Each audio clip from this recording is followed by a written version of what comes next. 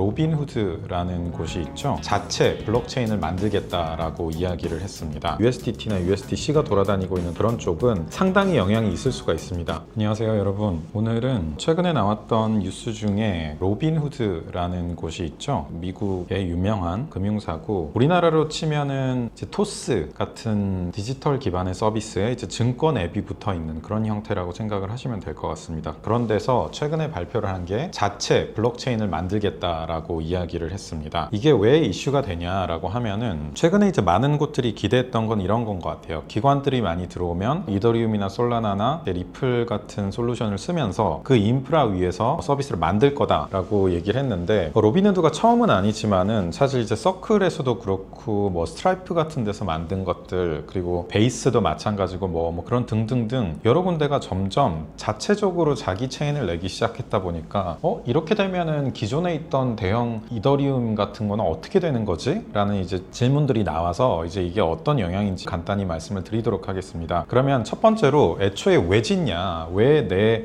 블록체인을 따로 만드냐라고 하면 이렇게 생각하시면 됩니다. 이더리움은 솔라나 리플 같은 건 땅이에요. 그 부동산인데 그 위에 기존의 건물들을 짓고 서비스를 짓고 거기서 이제 돈을 버는 사업을 하는 거였죠. 근데 가만히 생각해 보시면은 뭐 규모가 있는 곳들은 땅도 사가지고 하고 나지 계속 임대료 내면서 하고 싶어 하지 않는 경우들이 있잖아요. 이제 그런 차원에서도 그 기업들은 왜 내냐, 내가 이더리움이나 솔라나나 리플에 계속 내가 수수료 내기 싫다, 가스비 내기 싫다 라는 관점에서 이렇게 고민을 하는 겁니다. 근데 여기서 생각해야 되는 거는, 그렇게 치면은 우리가 지금 보고 있는 결제 쪽, US 달러나 그 USDT나 USDC가 돌아다니고 있는 그런 쪽은 상당히 영향이 있을 수가 있습니다. 왜냐하면 기존의 솔루션에 뭘 써도 상관이 없는데 그냥 그대로 그런 결제사들이 이미 최종 고객들을 쥐고 있는 상태에서 그대로 그냥 뒤에 거를 쓰면 되거든요. 그래서 그럴 경우에는 대체가 꽤 많이 되겠지만은 이게 좀 다를 수 있는 영역이 뭐냐면, 결론적으로는 왜 그러면은 이런 기업형 체인들이 모두를 다 먹는 시장이 아니라 어떻게 보면 새로운 축이 나와서 하나의 그 시장을 만들어 가면서 더 산업을 키워갈 거냐라는 관점으로 보는지를 좀 말씀을 드리겠습니다. 기본적으로 결제 쪽은 말씀드린 것처럼 기업형 체인들이 나왔을 때 더 잘 될 수가 있어요. 그렇다고 다 가져가는 것들은 아니라고 생각을 하고요. 다만 이 문제는 블록체인 위에서 올라가는 것들은 결제에서 끝나지 않습니다. 그건 어떤 자금의 흐름인 거고, 훨씬 더 큰 시장은 투자나 자산 시장에 있는데, 자산 시장 같은 경우는 좀 아예 다른 게임이 이루어질 거라고 보고 있어요. 무슨 얘기냐, 일단 기본적으로 가장 쉽게 생각할 수 있는 건 다른 금융사들이 다른 경쟁 금융사가 만든 인프라를 쓰질 않겠죠. 그러다 보니까 뭐 스트라이프에서 낸다라고 했을 때 비자가 그걸 쓰지 않을 거고, 비자가 낸다라고 했을 때 다른 마스터카드에서 쓰지 않을 거고 하는 측면에서는 기본적으로 중립지대에 있는 이런 인프라들이 훨씬 유리하다라고 생각을 할 수가 있고요. 두 번째로는 말씀드렸던 것처럼 투자나 자산은 한 번의 그 흐름으로 끝나지 않습니다. 무슨 얘기냐면, 투자를 해놓고 나면 조각조각 그 위에 계속 붙게 돼요. 이자도 주고 운용을 하게 되고 또 그 위에 또 다른 서비스도 붙고 이렇게 갈아타게 되고, 즉 여러 가지 서비스들이 만들어지기 때문에 지금 이미 만들어져 있는 이와 같은 투자 생태계가 복합적으로 돌아가고 있는 이런 개방형 생태계, 뭐 이더리움이나 솔라나나 리플 같은 대표적인 이런 체인들의 생태계가 꽤나 유리한 고점을 선점을 하고 있는 상황이고요. 두 번째로는 모여야 제값이 나는 게 자산 시장입니다. 결제는 남들이 얼마나 결제를 하는지 상관없어요. 내가 3만 원을 썼다 하면 3만 원이 결제가 되는 게 중요한 거지, 얼마나 많은 사람들이 그 네트워크를 쓰는지 별로 중요하지 않거든요. 근데 투자 쪽에서는 유동성이 있어야죠. 즉 더 많이 몰려야지 더 많이 쓰는 것, 사람들이 선호하는 것처럼 우리가 왜 그러면 대형 거래소를 더 선호하느냐, 마찬가지로 더 많은 자산들이 있고 더 많은 유동성이 있기 때문에 더 많이 모여 있는 곳을 가게 되고, 이거는 우리가 오프라인에서 백화점만 보더라도 더 잘 되고 있는 쪽에 더 많이 몰리는 거랑 비슷한 상황입니다. 그래서 이미 북적이고 있는 이와 같은 뭐 이더리움이라든가 솔라나나 리플 같은 생태계에서 그 이점을 가지고 있는 부분은 분명히 있을 거라고 생각을 합니다. 자, 그래서 이제 제가 오늘 간단하게 얘기 드렸던 것처럼 지금 앞으로도 로빈후드에서 낸 체인이나 뭐 서클에서 낸 거, 스트라이프에서 낸 것처럼 대형 금융기관들이 내는 체인들은 한동안 더 나올 거라고 생각을 합니다. 앞으로. 다만 그 체인들이 독점할 거라고 생각은 하진 않고, 일정 부분은 분명히 영향이 있겠지만은 결제 쪽에서는 조금 더 유리한 고지를 가져갈 수 있을 거라고 생각을 하고, 다만 오히려 그 투자 시장이나 자산 시장에서는 기존의 탈중앙화된 생태계, 디파이에서 가지고 있는 장점들, 중립화된 지대로서의 가지고 있는 서비스들, 그리고 여러 가지 금융 서비스가 복합적으로 제공될 수 있는 환경이라는 것 등등을 따져봤었을 때에는 절대적으로 어떤 하나의 악재로 작용을 한다라기보다는 어떤 균형된 성장 측면에서 상호 보완적인 서로 이제 영역이 좀 다른 형태로 발전을 해 나갈 것으로 생각을 합니다. 앞으로 이제 기업 진출들은 계속 있을 거고, 그런 관점에서 이런 형태의 뉴스들이 나왔을 때 극단적으로 한쪽을 대체하거나 위협이 된다 혹은 아무 상관없다라고 보기보다는 이처럼 좀 양면이 계속 섞여 있는 뉴스들이 계속 나올 거기 때문에 이런 뉴스 나올 때마다 어디까지 영향을 줄고 어디까지는 아닌지를 판단을 해보면서 갈 수 있으면 좋겠습니다. 네, 오늘 방송은 여기까지 드리겠습니다.